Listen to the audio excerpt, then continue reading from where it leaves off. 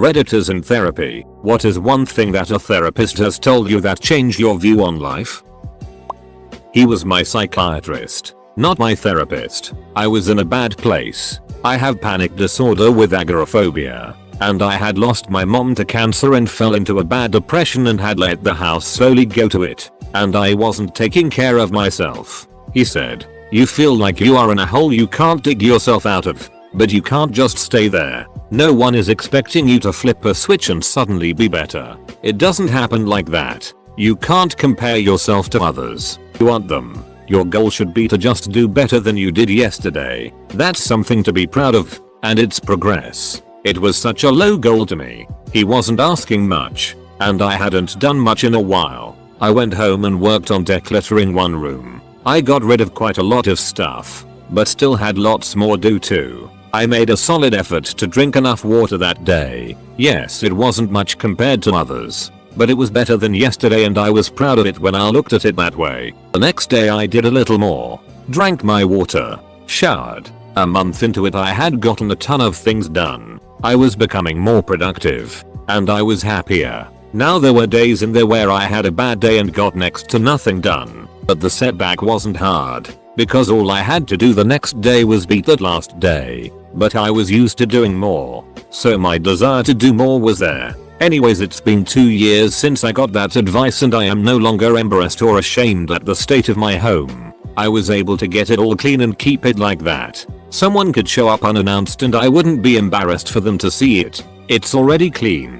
I sleep better hours. I get up early. The small steps I took paid off. And many of the things I struggled with had become a routine for me. You don't want to die. You just don't want to live in that misery. I attempted suicide when I was 14. And had to go to therapy for 6 months in order to avoid being sent to inpatient treatment. I didn't want to go. For weeks I refused to talk. Eventually, begrudgingly, I began engaging my therapist in conversation. One day he mentioned he had been having a conversation with his own therapist about something and I snidely interrupted him and was like, "You're in therapy? Why should I even listen to you if you need a therapist?" He just looked at me and said very evenly, "You know what? You're not the only person in the world who has problems." It really changed my life. Before that momentum, I was so full of a toxic combination of self-loathing and that belief we have when we're young that the world revolved around me. When I started paying attention, I realized he was right. Everyone was so focused on their own lives that they couldn't care less about whatever asinine thing I was focusing on. It was so freeing to realize not everyone was judging me as harshly as I thought they were, nor was anyone judging me as harshly as I judged myself. That relieved so much pressure and made me a lot less self-absorbed almost instantaneously. Some people are gallon people and some people are pint people. You're a gallon person. You want to give a gallon. And you expect to get a gallon in return. He's a pint person. He only wants a pint. And when you give him a gallon, he doesn't want it. It overflows and is wasted. Then when you expect a gallon to fill you back up, he only has a pint to give. He's never going to be able to give you what you need. You need to find it somewhere else. Or better yet, within yourself. Edit. Thanks for my first gold. My therapist was amazing. But 2 things stuck with me for a long time. 1. You are not boring to listen to. Actually, I quite enjoy talking to you. I like how your brain works. It gave me such confidence to confide in her but also just helped me to love myself and have confidence in myself. This person who listens to so many people each day thinks I'm interesting. 2. I am leaving the job I have now. I cannot take all of my clients with me and I have chosen not to bring you. Not because I don't like you but because I believe you can get better without me now. First, my heart was broken. I got dumped by my therapist. She didn't want me in her new practice. But then, after months of replaying the message, I finally really heard the last part. And I felt strong enough to stop therapy. I still think about those 2 things often. You use the word should a lot. You should do this. You should do that. You should be better. I want you to take that word out of your vocabulary. From now on, there's no such thing as should. Think instead that there are things you can do. And things you can't do. Sometimes you'll hit a wall and find you can't do something. That's okay. Having limits is not a bad thing. Everyone has things they can't do. Think about how you'd treat a friend who told you what you just told me. Wouldn't you be kind to them? Don't you deserve the same kindness from yourself? That helped me not be so hard on myself. Ignoring that I had limits didn't mean they magically went away, and acknowledging them helped me sort my mind out and be easier with myself over things I didn't succeed at. I'm much happier now I'm not holding myself to impossible expectations. Edit. Spelling.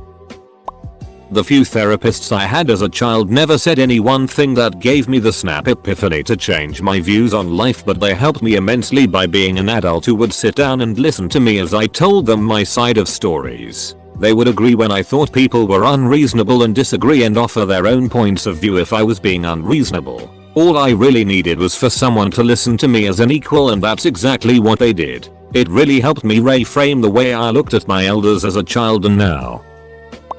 She said you don't have to forgive them. Some things are unforgivable. People told me I had to forgive them. All my life. It was like someone gave me permission to be mad at these ducks. How you think affects how you feel. Struggled with anxiety for a very, very long time. My last therapist finally managed to help me realize that anxiety wasn't an isolated thing. It was and is caused by a thought process. I used to think the fear came out of nowhere. My first symptoms being the physical sensations associated with panic. Only after a lot of talking and thinking did I realize that there was always a thought process that came before the panic. I'd never noticed it before. It changed everything for me.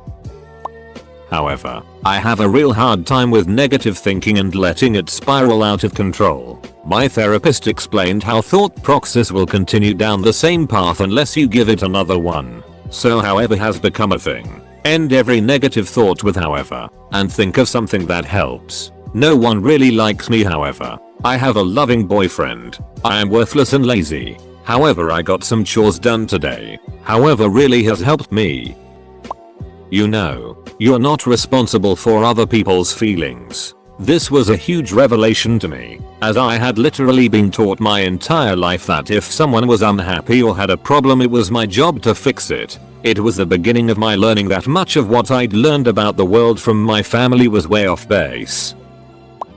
Therapist here, and, as you can expect, I talked to a lot of fellow therapists. Some stuff they've said or whatnot has really helped me. People behave how we do for a reason. Behaviors are functional. Despite what people say, the kid having a constant tantrum or woman who lives for drama generally don't enjoy being that way. It's exhausting. Most things we're currently worried about won't matter in a few weeks, let alone a few months. So is it worth so much energy worrying about now? Relapse isn't just common. It's the overwhelming majority. Falling is okay, but get back up. Small changes are usually the best way to get the big result. For example, if you want to go to the gym more, you just need to take small initial steps. For example, put on your gym shoes, and it'll help start the momentum toward actually going. Me, I don't really get along with my family, but I don't want to be one of those cliches who blames their parents for their problems. Therapist, maybe it's a cliche because it's true for many people, was my first step to realizing I was being abused and gaslighted. I don't believe you. I was working with a job coach to find a fulfilling next job, and had just given my very honest reasons, and shown how maturely and openly I was being. I'd perfected this I can be vulnerable mask over the years, and she was the first person to challenge it. Boom. Mask detonated like a grenade, and I needed some time to figure out what my emotions actually were. Worth it, though. Anxious of student debt, one therapist helped me reframe that thinking as an investment to my education. Another therapist asked me if I say the same things to others that my ex said to me.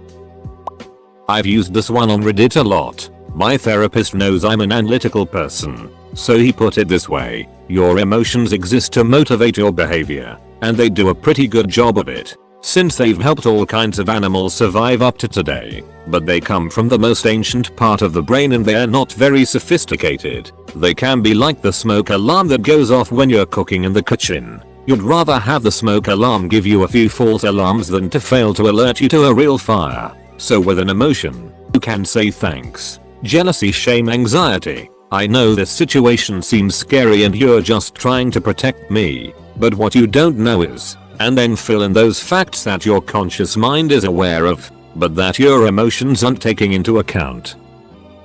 Let's go for a walk. I'd been suffering for about a year with depression.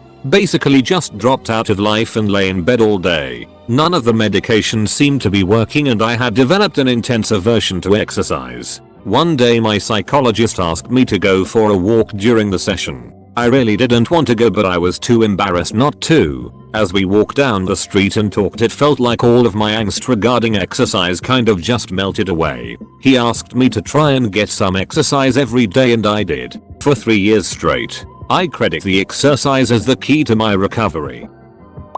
Anxiety has no power. It is merely a feeling. A thought like any other. It cannot hurt you. Being anxious about an anxious feeling causes infinite anxiety. Instead, acknowledge it as merely a thought and allow it to pass. It hasn't changed my life per se, but something that has helped a lot was when I was asked to examine where the expectations I place on myself come from. I had a lot of do's and don'ts ruling how I acted and rarely interrogated them. Often they would come from a person I didn't care about much anymore, or an abstract idea of what was right or wrong that was tenuously attached to reality. It hasn't changed my life to examine these expectations in this way, but has reduced some of the pressure they put on me. Edit, a word. She asked me, what do you want? And it was such an eye-opener to have someone ask me that. No one had asked me that before. Not even myself. My initial thought was, who cares what I want? And that's exactly what she wanted me to realize. She concluded that I've been lonely my entire life because I've never had a real emotional connection with anybody. Took some time to realize how right she is. Hit me like a train as well. But now we can go forward towards a solution knowing this.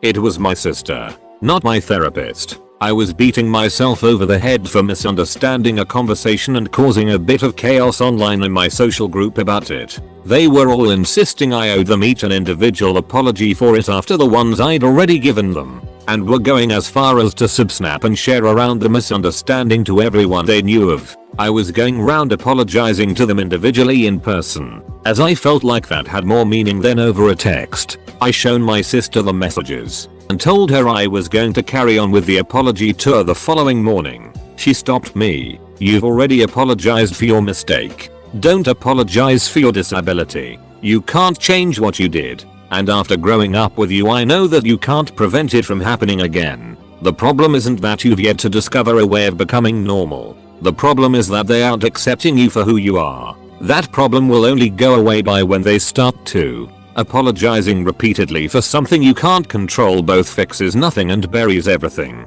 It really got to me what she said, because for the first time ever I truly felt that someone who wasn't autistic understood what I was dealing with. It made me think about the last few months, and how people have been using my disability against me, disregarding my opinions because I struggle to follow conversations, or ending conversations entirely by demanding I take more meds. It felt like a weight had been lifted off my shoulders, and since then I've been the happiest I've been in a long time. I'm in a much better place now because of her.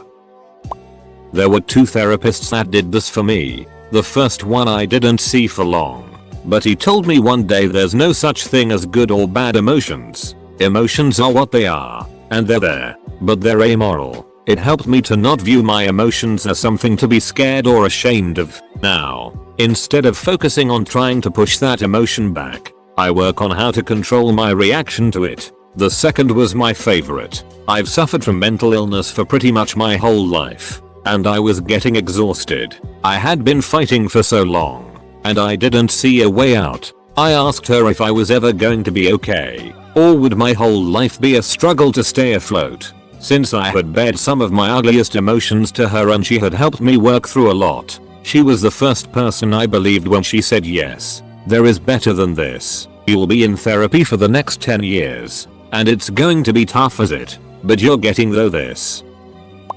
No one cares. Sounds kinda mean, but it's true and it helps. No one cares that you may be a little overweight or whatever.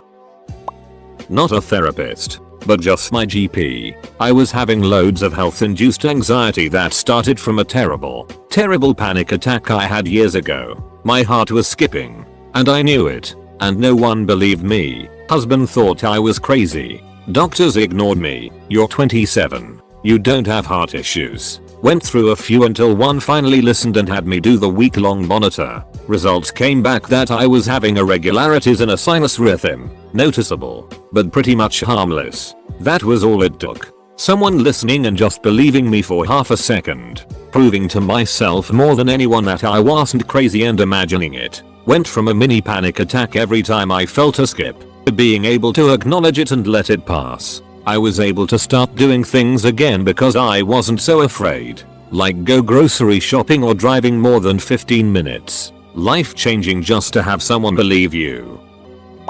I was blaming myself for things I did as a child. Carrying this feeling of guilt for a very long time. My therapist just told me, you were a child. You did the best you could. And just like that, a load of weight fell off my shoulders. And now I can work on building the life I want.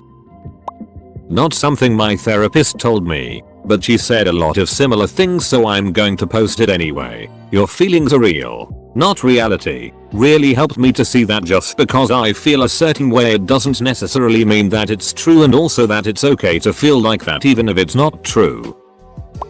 Why do you have to save everyone? Why do you Ray43 have to be the sole arbiter of good and right in your world? And surprisingly, this came at a time in my life where I was not great at self-care and I was fresh off a suicide attempt. And I didn't feel like I deserved much of, well, anything. I was struggling with the fact that I thought the only way I could make the world better was through leading by example. Doing what I thought was equitable and right. Even if no one noticed. Or worse, cared. And the problem therein is that it meant I was letting a lot of assholes be assholes without calling them out. Justifying their behavior in my head by advocating for their shortcomings and struggles in life and how it might lead to bad behavior. Comparing it to my own struggles and low self-worth. And over I forced myself to take the high road. Or get taken advantage of. It's supremely obvious in hindsight, or outside observation. But the revelation that living to fight another day was not evil or selfish was profound to me. I, and you, are not Superman. It is okay to do as much as your emotional and mental stamina allows, and then recover. The image that I was a burden for existing was self-inflicted fiction at least 90% of the time. Probably more, wherever and whoever you are. Know this, you are not alone in trying to make the world better. And to be better, take the day off from your burdens. I've got this one. When suffering with anorexia, my therapist told me, right now you're just surviving through life, but with recovery you can fully live your life. It wasn't much but helped me realize how poor I had made my quality of life. I made a dream board of all my goals and things to look forward to. Things like learning to drive, traveling, dyeing my hair, going to uni. It helped me see what I was working towards and eventually make a full recovery.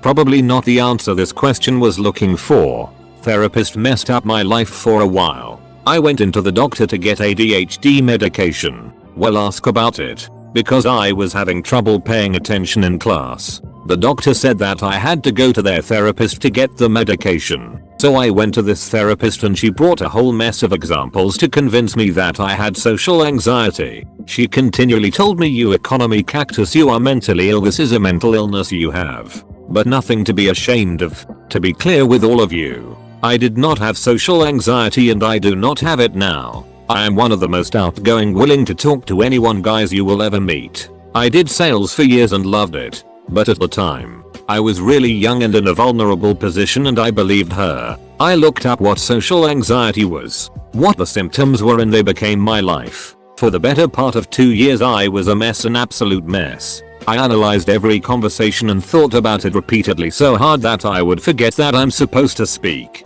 I felt like I was on drugs because this was so surreal for me. It took me the better part of 2 years to shake it, get out of it and get back on track. I have no semblance of social anxiety now, but it do I feel for people that have it. It is all consuming. This all happened to me because of this therapist that felt like she could diagnose me after a 15-minute conversation. After I had spent several sessions talking about my ex-husband, going over details of how he abused me in various ways, my male therapist said, "It sounds like the relationship was only about sex to him." Upon hearing that, a tiny atomic explosion went off in my head. I had spent years trying to figure out what the hell I had done wrong in the marriage to cause my ex to abuse me, even though I know from book learning, that abuse is not the victim's fault, that a sane, caring, loving person can and will learn to walk away from the situation if they feel so angry they can't control themselves. But I had been told it was all my fault so often by my abuser that I had deeply internalized what he said. It was the tape playing in my head. When that therapist said that, it rang so true. It explained so much. It explained everything. It's also as depressing as hell to comprehend I had been used that way for so many years. I guess the therapist had to judge if I was strong enough to hear that, because it's a devastating thing to tell a woman who devoted herself to a long-term marriage. Be kind to yourself. I grew up in an abusive household. The awful things I was told growing up became the voice in my mind. You're stupid. You always duck up. You're a loser. You're a piece of it, etc. I realized I was abusive to myself. I started to listen closely to that voice and I reinvented it. I began forgiving myself for any mistakes. I praised myself when I succeeded. Made a huge difference in my life. Your mom is a monster. It may seem simple, but hearing that helped me get over the guilt of going no contact with my parents. I excused the behavior for so long. I saw my mom start with tactics to isolate my kids by making them feel wrong for spending time with their friends. I shut that fast. My mom got nasty and I was not going to take it, but she went way over the line and threatened to file a false claim with CPS to try to gain custody of my kids. That is a hard no. She texted my husband to say she was going to sue us for grandparents' rights and wouldn't it be cheaper if we just met up. Nope. Then she claimed she was coming up when we told her she wasn't welcome. We called the police. I don't know if I would have without the support of my therapist. What evidence do you have that supports that belief? It's a small but powerful thought that has changed my very existence and helped reduce my anxiety dramatically. So many people are afraid of it that won't ever happen, or worrying about stuff that they think happened but didn't. You have no idea why your friend is not replying to your text, but you have no evidence it's anything to do with you. It's more likely they're eating or reading or their battery died or whatever. You don't know why that girl didn't want to go on another date with you. Maybe it's because you suck, but you don't know. There's no evidence. Could just as easily be that you are too good a person and she wants a coke hookup, not a boyfriend. It's the basis on cognitive behavioral therapy, using evidence to challenge damaging thoughts. I used to be socially anxious. Now it's easy, mostly because I realize no one gives a duck now. Oh, another huge thing I learned was how school 13-18 specifically completely ducks you up if you are unlucky. If you are near it bags, they can ruin your brain. It's annoying how much of my adult life has been unlearning it I learned as a teen. You are not special. Sounds really mean, but it was actually really freeing. I'm not responsible or required to be better than other people. Plus, it meant that I'm not so special that I suck more than other people either. There's a degree of narcissism associated with thinking you are really worse than everyone else out there. I was trying hard to justify staying in a 40-year-long dismal marriage and the therapist told me sometimes, it is what it is and not what you would hope it to be. I have had the happiest 4 years of my life being on my own now. What other people think of you is none of your business. No one is going to think about you as much as you think about yourself. You talk a lot about what you should do, what is expected from you, but I haven't heard you say what you want. You seem to have higher demands for yourself than for others. Not a statement but a concept. Prioritize self-care alongside chores and life. Do not wait until everything is done to care for yourself. You have to do it along the way. Otherwise you will never actually invest that time in your own well-being. If things are to change, then I must change was given to me as a motto. I was a teenager and not good at accepting my own responsibility for things, or accepting that I had the power to change my situation, which teenagers don't have 100% control over their lives, but still, I would come to need that framework as an adult. Just a little reminder that I can go out there and take action.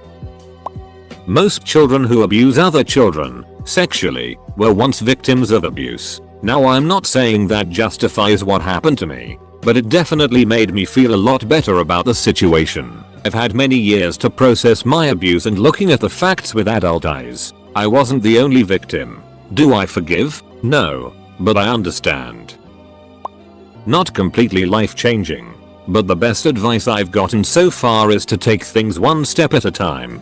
Am I stuck in bed with depression that day? Think of I could do that I need to do to become happier, and take one step towards it. It's okay if I don't actually wind up doing the thing that day. I just gotta try. Like crafts can help me feel better, but actually working on a project seems overwhelmingly tiring. So I just gotta get myself up to do something like pull out the supplies I need. Then I can go lay back down. Enough tiny steps and I will eventually be doing the thing. Stop justifying your eating habits. I am anorexic and was a big denier of it until my therapist told me that. Now I am trying to fix it but still find it hard to not slump back into forgetting to eat. I told her that I was okay, that I was managing. She told me that I'd spent so much of my time trying to survive, that I wasn't even trying to aim for happiness anymore. I was out of the deepest depths of my depression, but I had told myself I was okay when I had so much further to go. All because I'd completely forgotten what it was like to live a life that was more than just staying alive. Always have a purpose for your behavior. If you cannot explain why you are behaving the way you are behaving, it's time to stop.